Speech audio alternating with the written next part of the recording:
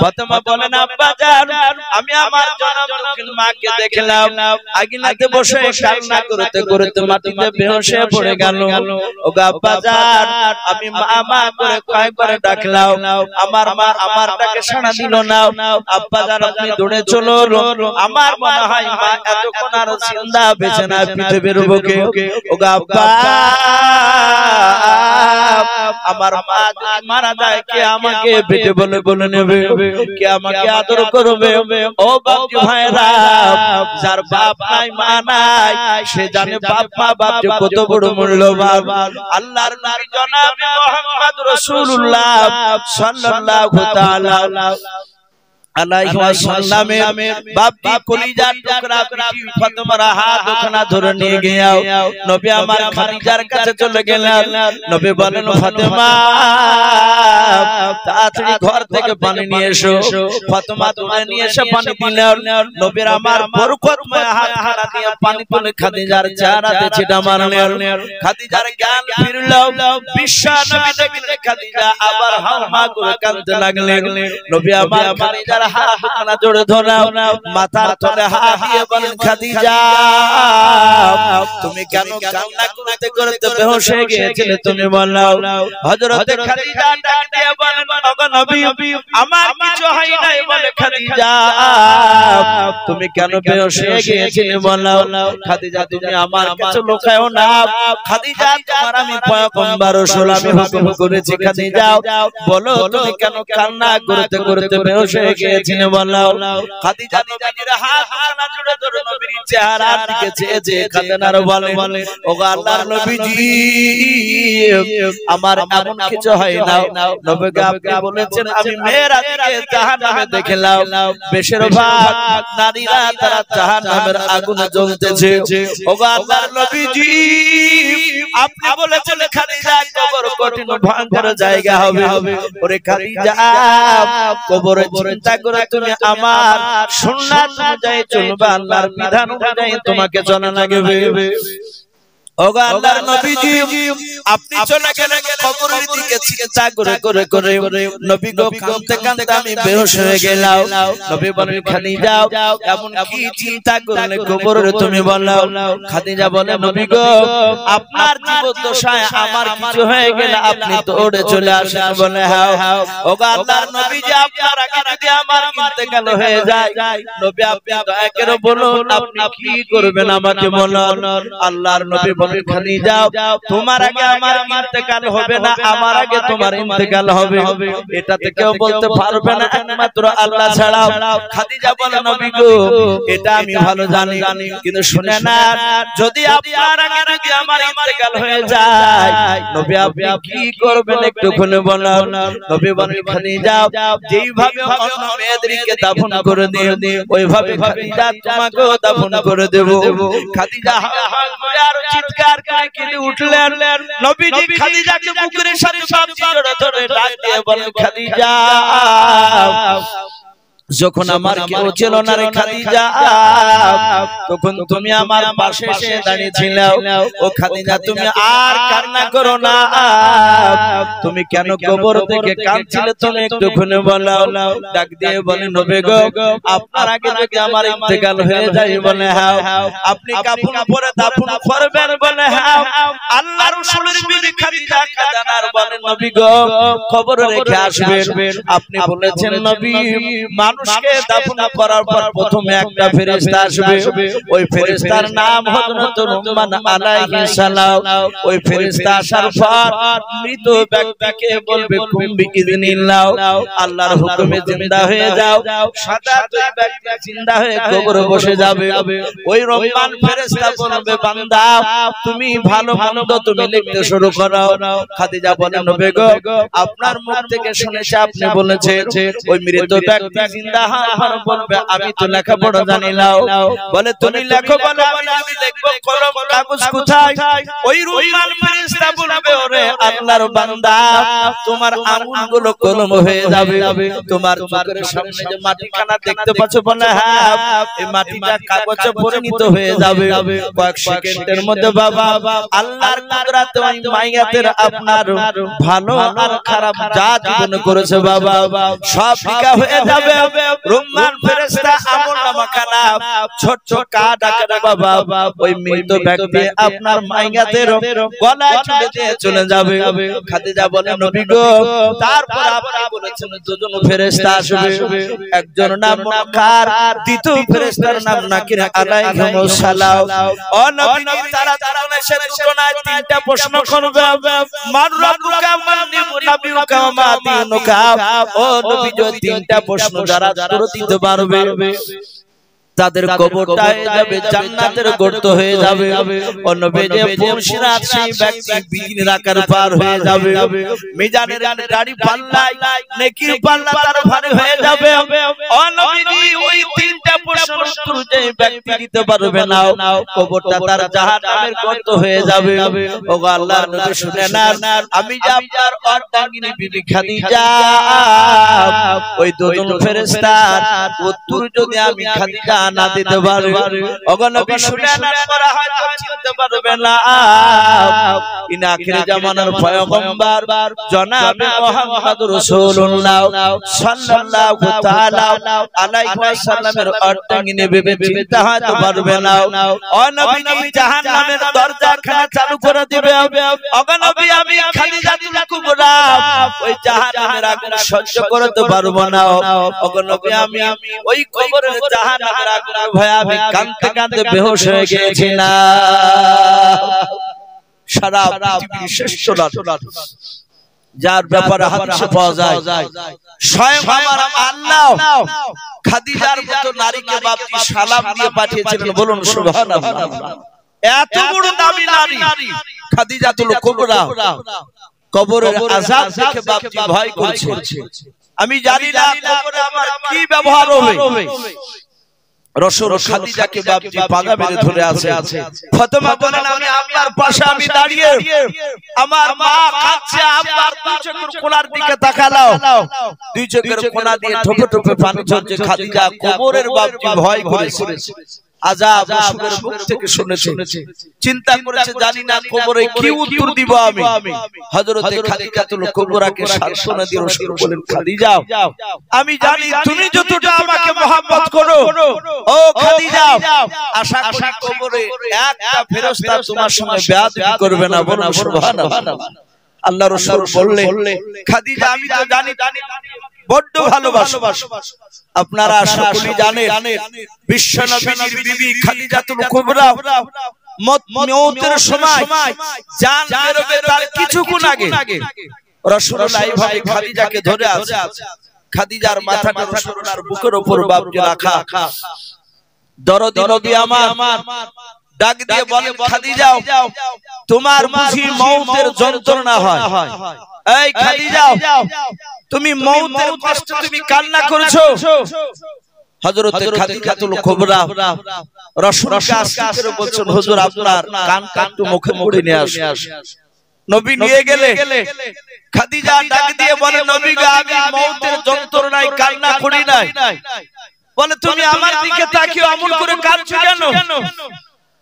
খাদিজা বলছেন হুজুর আমি আর হয়তো আর কিছুক্ষণ বেঁচে থাকার পর ইন্তেকাল করব, আমি হয়তো আর বেশিক্ষণ বেঁচে থাকবো না।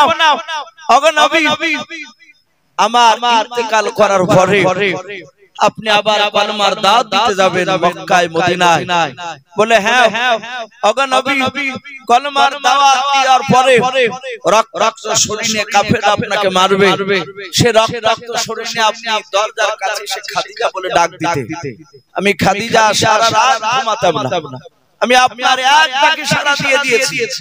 ওগো নবী আমি কাঁদছি আমার ইন্তেকাল করার পর আপনি খাদিজা বলে ডাকলে আর খাদিজাকে পাবেন না, আপনাকে সেই সময় কি সান্ত্বনামূলক কথা বলবো। আমার বিশ্বনবী খাদিজার কপালে চুমা দিলেন, ফাতেমা বলে দেখলাম আব্বা হাওমাও করে তিনিও কাঁদতে লাগলেন। রাসূল যেমন খাদিজাকে ভালোবাসতে, খাদিজা বিশ্ব নবীকে বাপজি ভালোবাসতে, আল্লাহর দরদি নবী রহমতের নবী বলেন খাদিজা আমার এটা অগাধ বিশ্বাস তোমার সাথে কোনো ফেরেশতা বেয়াদবি করবে না। বাপজি আমার বলার উদ্দেশ্য এই খাদিজার মতো বাপজি একজন জান্নাতি নারী, সেও বাপজি কবর দেখে বাপজি সে হাওমা করে কাঁদতে। আজ আমরা কেউ গ্যারান্টি দিতে পারবো না, আমরা সবাই কর্মের দিকে তাকালে বাপজি আমরা প্রতিটা মানুষই জাহান্নামী, আমাদের যা কর্ম। কিন্তু আল্লাহ রাব্বুল আলামিন যদি আমাদেরকে জান্নাত দেয় সেটা হচ্ছে আল্লাহর করুণা দয়া। আল্লাহ যদি একবার যদি কিয়ামতের ময়দানে আমাদের আমল নামাগুলো যদি একবার দেখতে চায় তাহলে বাপজি সবাই আমরা পাকড়া হয়ে যাব। আমি সকল বাপজি ভাইদেরকে বলবো বাপজি একটু আমাদেরকে চিন্তা করতে হবে। দুনিয়াতে সারা জীবন বাপজি বেঁচে থাকতে আসে নাই, কয়েক বছরের জিন্দেগি। আমরা জানি বিশ্ব নবী দরদি নবী যে নবীর কথা বলছিলাম, নবীর চারিদিকের কোনা মা, সেই নবী বাপজি এই সারা পৃথিবীর উম্মতির জন্য নবী আমার 23 বছর ধরে বাপজি কেঁদেছিলেন যে আমার একটা উম্মতি জানো তারা জাহান্নামে না যায়, তারা সবাই যেন জান্নাতে যায়। আমার বিশ্ব নবী দরদি নবী রহমতের নবীকে বাপজি এত মার মেরেছে, নবী মার খাওয়ার পর বাপজি তাদের জন্য বদদোয়া করেনি। আপনারা শুনেছেন রাসূলের একেবারে শুরু জামানায় মক্কা নগরে যখন কলমার দাওয়াত মানুষরা সবাই মানলো না, নবী সেখান থেকে বাপজি অনেক মার খেলে নবী বুক ভরা আশা নিয়ে তায়েফ নগরে গিয়েছিলেন। নবীজির তায়েফ নগরটা ছিল নবীর নানা দেশ।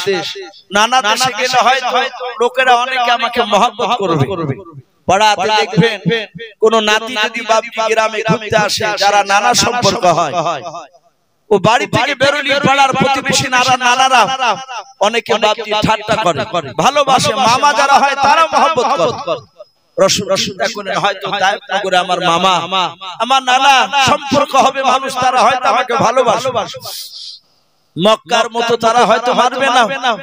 বিশ্বনবী চলে গেলে যার পর বাপজি তায়েফ নগরে ঢুকলেন আর মানুষরা বাধা দিতে শুরু করলো।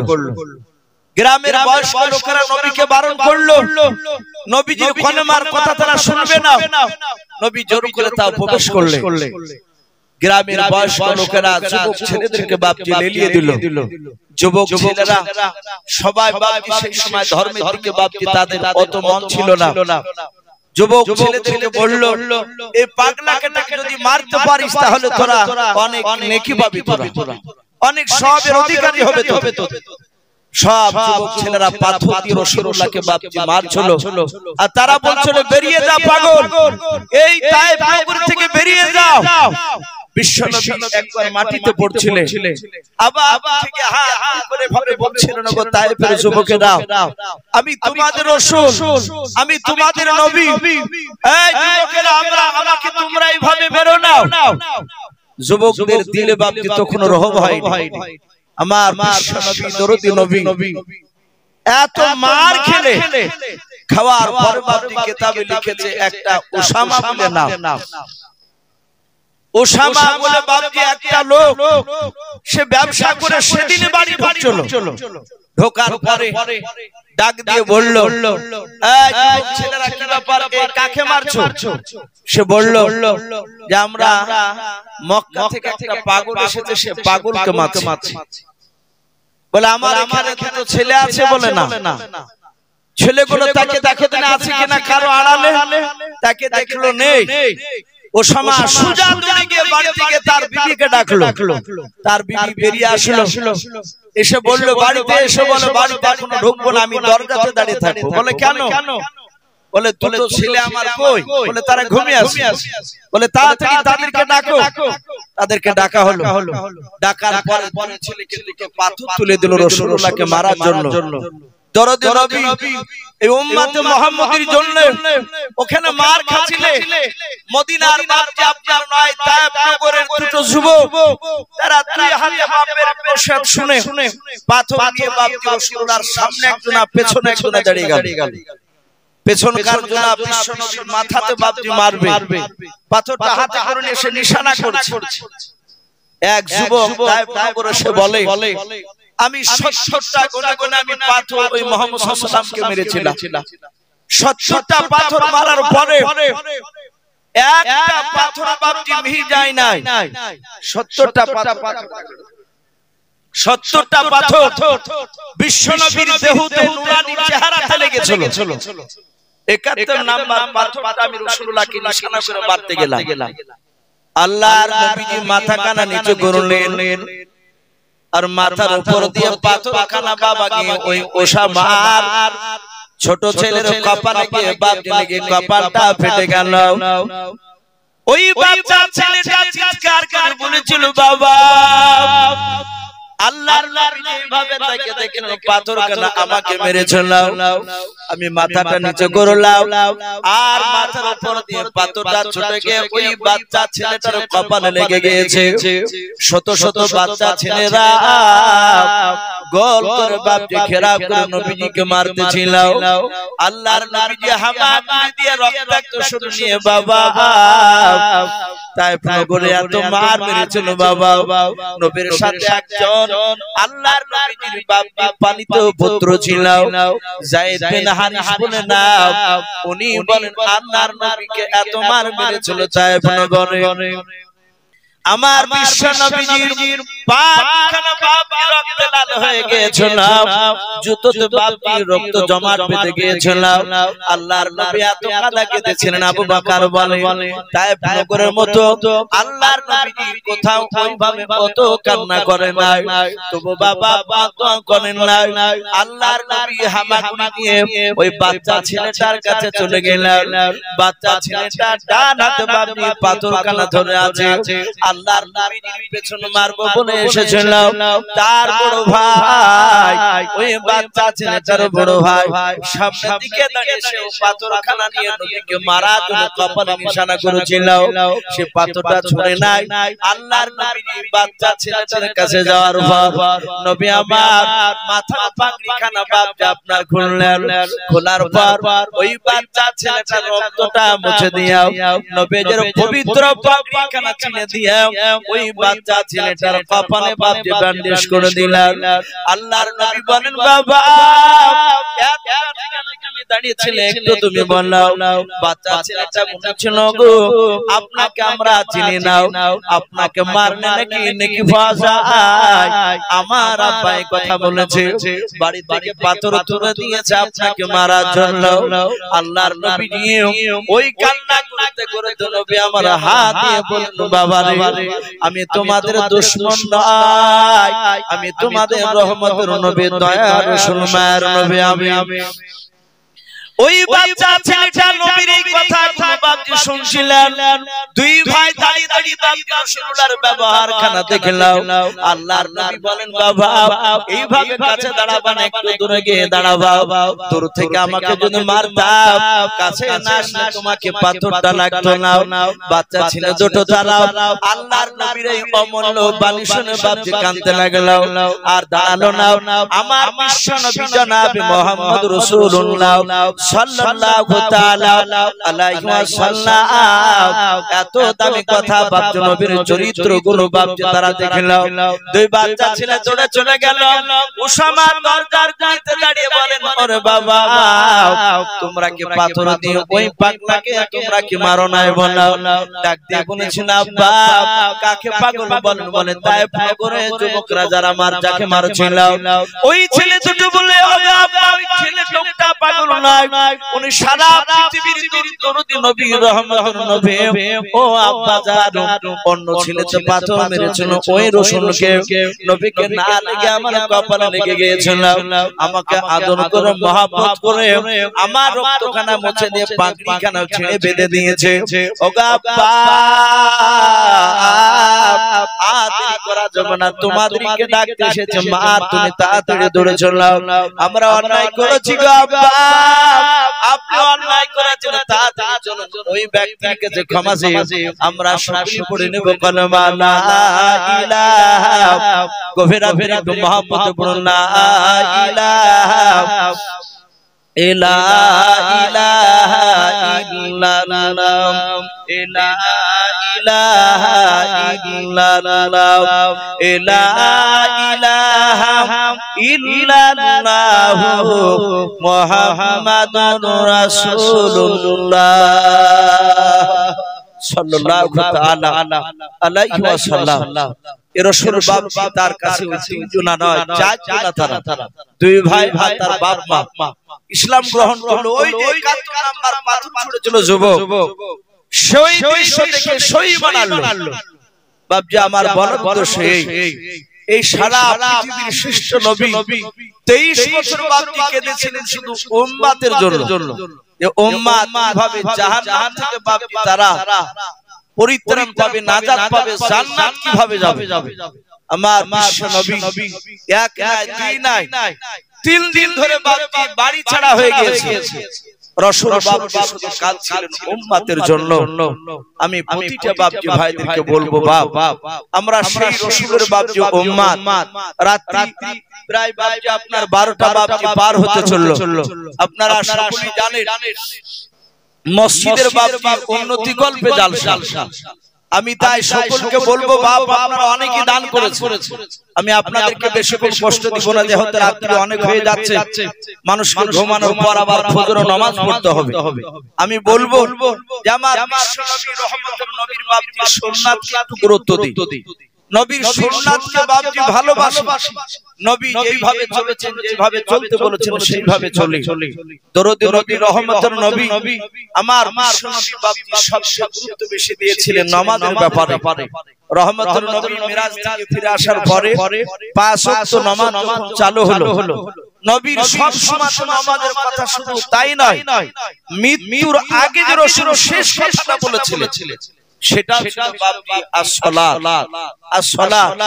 এই নামাজের বাপজি গুরুত্ব এত দিয়েছিলেন, আজ আমাদের বাপজি নামাজের গুরুত্ব নাই।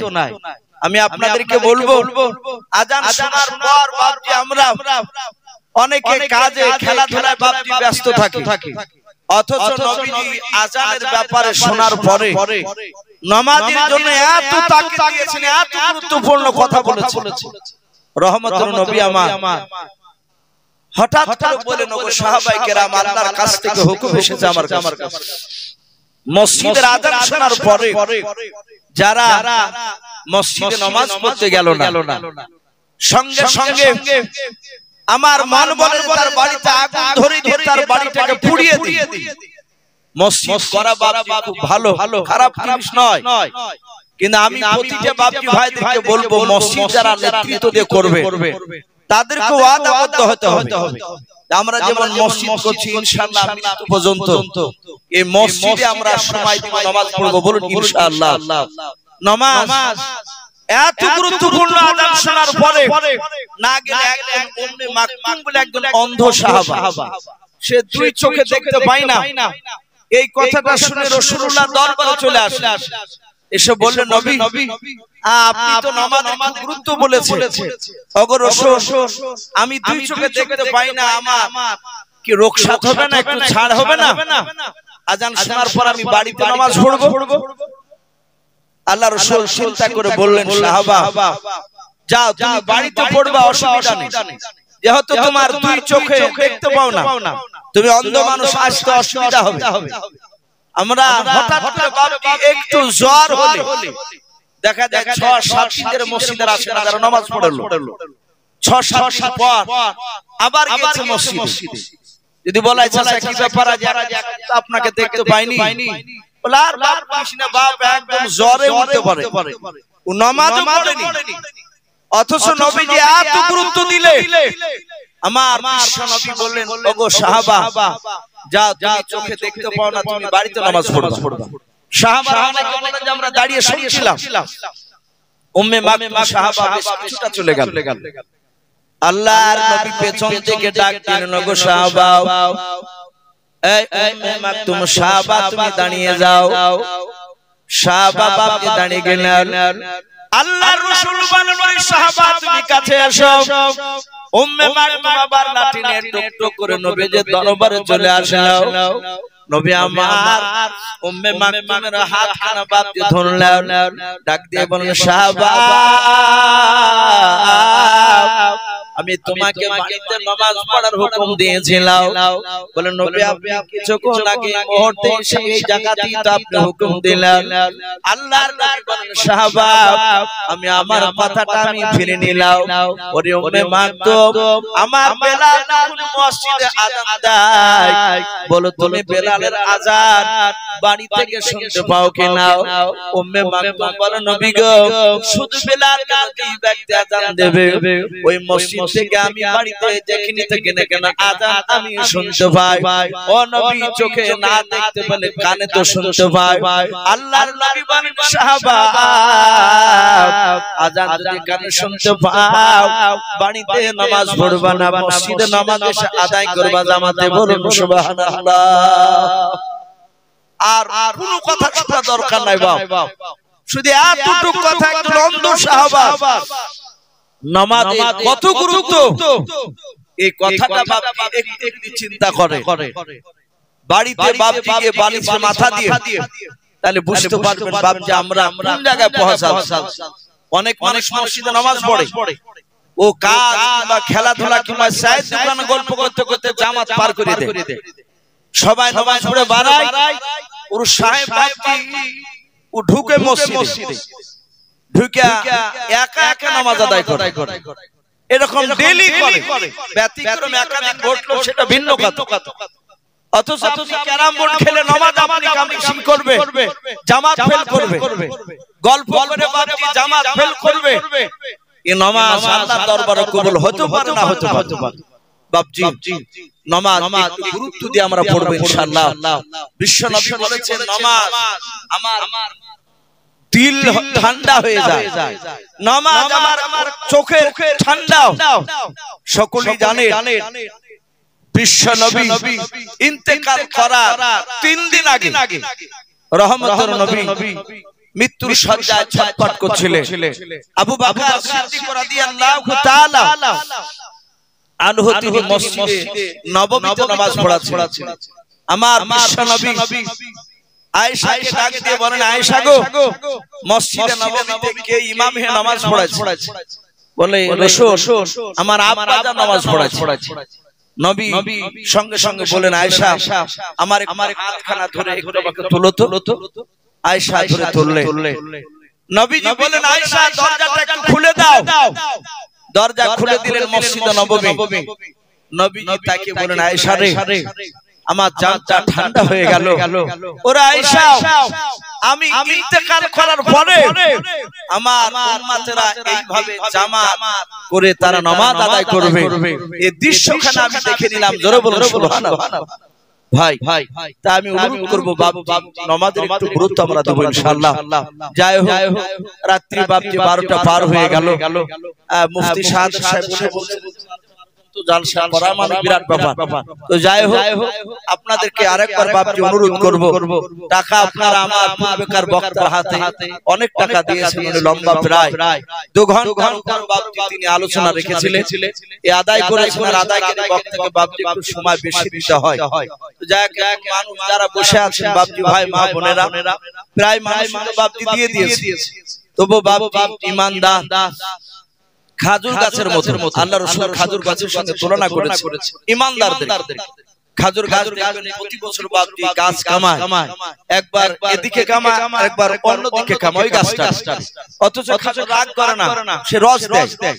ইমানদার চালনার মতো বাপজি যত লড়াবে তত পড়বে, একবার দিন ছুটি নয়। যদি কোনো বাপজি কোনো ভাই দিব মনে করে মা বোন আপনারা এখানে অনেকে আছেন, যদি কেউ বাকি থাকেন ভাই চলে যাব না, আর কয়েক মিনিটের মধ্যে ইনশাআল্লাহ শেষ দোয়া হয়ে যাবে।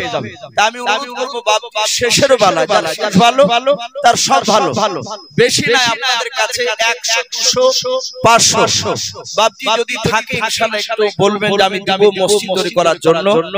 আল্লাহ রাব্বুল আলামিন ক্যামেরাতে গভীর আভিরাতে ছবিখানা ওঠো বাপজি আসি, কাছে না থাকলে একটু ওয়াদা করবেন যে ভাই আমি এক মাসে 500 মাশাআল্লাহ। এ দেখেন আমার বন্ধু হযরত মাওলানা রহমাতুল্লাহ সাহেব কাশমি সাহেব, আপনারা জানেন উনি ছেলে মানুষ হলেও উনি আদি, আপনারা দেখেন আমরা মুফতি সাহেব বলি, উনি অনেক যোগ্যতাপূর্ণ আলেম। উনি বলছিলেন আমি 1000 টাকা দেব, আল্লাহ রাব্বুল আলামিন তার 1000 টাকা দানকে আল্লাহ কবুল করুন, বলুন আল্লাহুম্মা আমিন।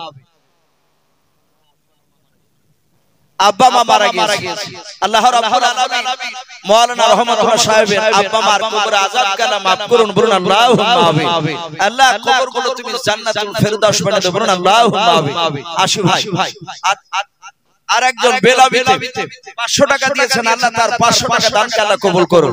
ওগো মাওলা তুমি তার আত্মীয়স্বজনের কবর আযাবকে তুমি maaf করে দাও, আয় আল্লাহ তুমি তার রুজি রাজকের বরকত দাও। ভাই একটু আসো ভাই, যদি থাকে 200 500 1000, আমি বেশি চাপ করব না ভাই, অনেকে দিয়েছেন আমি দেখলাম প্রায় 2 ঘন্টার উপর বাপতি তিনি কালেকশন করেছে।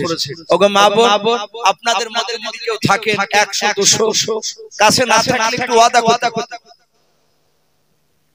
মাশাআল্লাহ ইসমাইল শেখ 1000 ইটের দাতা, বলুন মারহাবা, বলেন আরে তাকবীর। আল্লাহ রাব্বুল আলামিন ইসমাইল সাহেবের 1000 ইটকে আল্লাহ কবুল করুন এবং তার আত্মীয়স্বজনের কবর আযাবকে maaf করুন, বলুন আল্লাহুম্মা আমিন। ভাই একটু আসি, দেরি না করে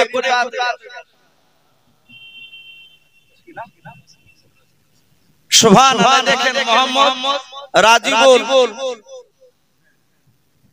রাজিবুল ইসলাম উনি নগদ 10000 টাকার দাতা, বলুন মারহাবা, বলেন আরে তাকবীর।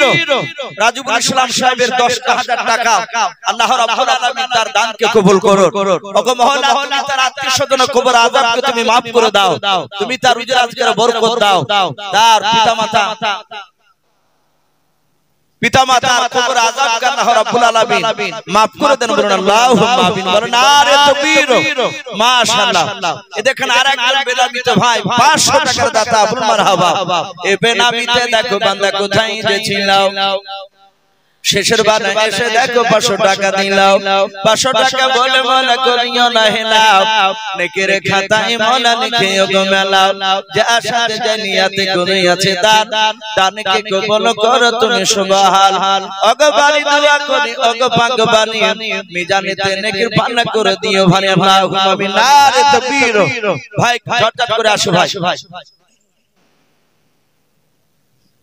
আসু ভাই একটু দেরি না করে আমরা তাড়াতাড়ি আসি। মা বোন আপনার কাছে নাই 200 100 কাছে না থাকলে ইনশাআল্লাহ একটু ওয়াদা করে যান। রাজিবুল ভাই ওনার ভাইয়ের জন্য দোয়া করি, আল্লাহ রাব্বুল আলামিন তাকে রব্বুল আলামিন তার পিতামাতা ইন্তেকাল করে গিয়েছে, আমরা দোয়া করি রব্বুল আলামিন তার কবর আযাবটা maaf করে দিয়ে কবরটা জান্নাতুল ফেরদাউস নসিব করুন এবং তার সারা হাতে মুশকে আম্বার দিয়ে ভরে দিন, বলুন আল্লাহুম্মা আমিন। আসু ভাই যাক আলহামদুলিল্লাহ, সুস্থতার জন্য একটু দোয়া করি, তার আব্বা মার জন্য একটু আসু ভাই, দেরি না করে একটু তাড়াতাড়ি। আর কে হবে না ভাই? জি আর কেউ শেষের বেলায়? ওগো মা বোন সকলেই জানেন এটা নতুন মসজিদ, অনেক জায়গাতে নতুন মসজিদে মা বোনদের সোনার গয়না পর্যন্ত খুলে দেয়। যদি আপনারা এই নতুন মসজিদ শুনলাম ভিত হয়েছে, যদি কোনো মা বোন নাকে যদি 2টো 3টা যদি থাকে, একটা যদি খুলে দেন যে ইনশাআল্লাহ আমি একটা দিব এই আল্লাহর ঘরকে তৈরি করার জন্য, এই সোনা নাকে কিংবা কানে মা বোন একটু খাস করে দোয়া করব, দেখব যে আল্লাহ রাব্বুল আলামিন তার বান্দিরাও তারা এই মসজিদকে